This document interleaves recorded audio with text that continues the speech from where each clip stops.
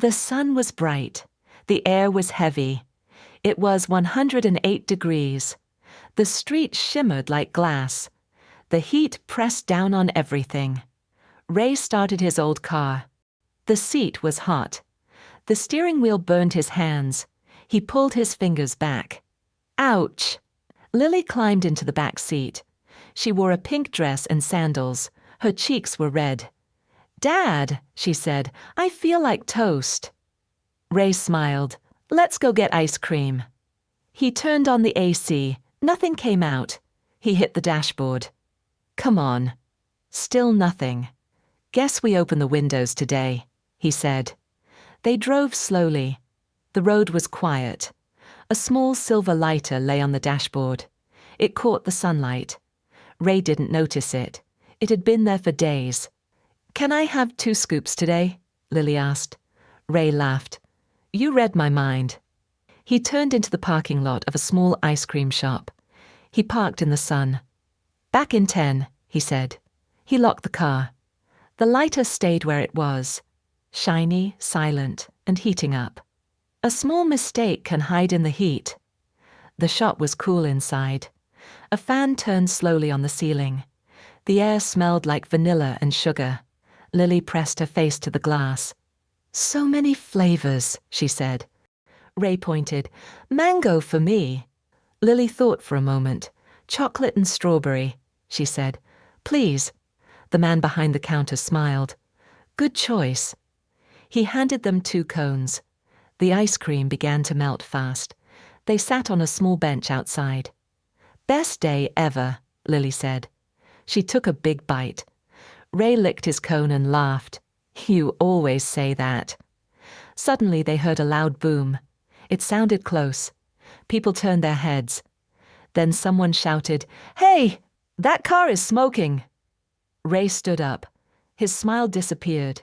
He ran toward the parking lot. Smoke was rising from his car. It came out fast, dark, and thick. Lily followed him. Her ice cream dropped on the ground. A woman pulled out her phone. "Call 911!" she yelled. Ray stared at the car. Flames jumped inside. Heat pushed out like a wave. "My car!" he whispered. His legs felt weak. His hands shook. A man pulled Ray back. "Stay away! It could explode." Lily grabbed Ray's arm. "Is it going to blow up?" she asked. Ray didn't answer. He just held her tight.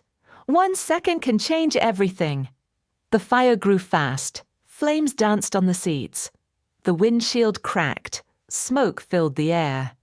A fire truck arrived. Its siren screamed. People stepped back. 2 firefighters jumped out. They wore heavy suits and masks. They pulled a long hose. Water sprayed everywhere. Ray and Lily watched from the sidewalk. Lily's face was pale.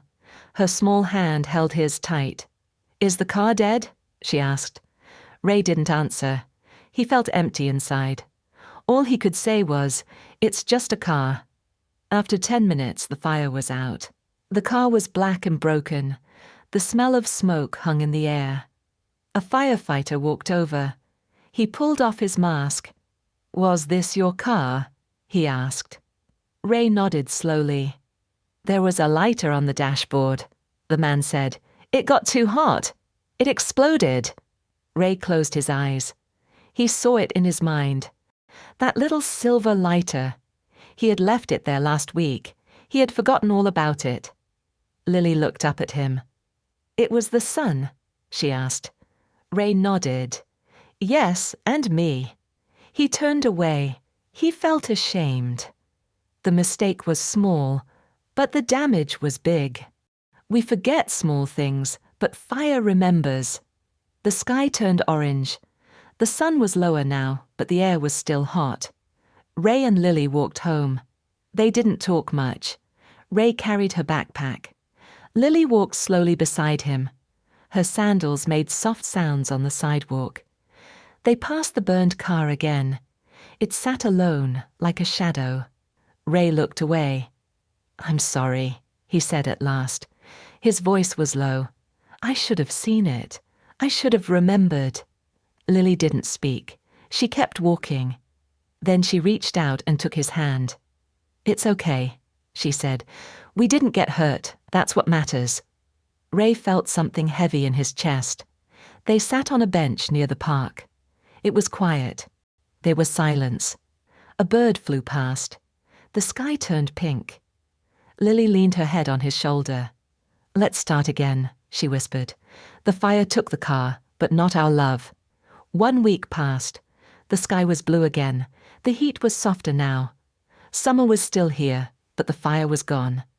Ray sat on his porch. He looked at his empty driveway. No car, just space. Then Mr. Clark, the old neighbor, came by. He pushed a bike. It was rusty but strong. A child's seat was fixed on the back. "It's not new," Mr. Clark said, "but it rides fine." He smiled. "You two could use it." Ray stood up. His mouth opened, then closed. He touched the handlebars. "Thank you," he said. "Truly."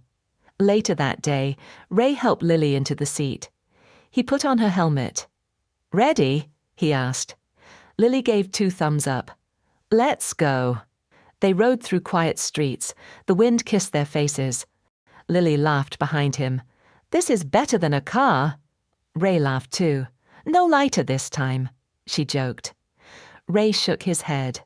"Only ice cream." They passed the park, the bench, the ice cream shop. Everything looked new again. The past was still there. But so was the future, and they were riding straight into it. You don't need a car to move forward.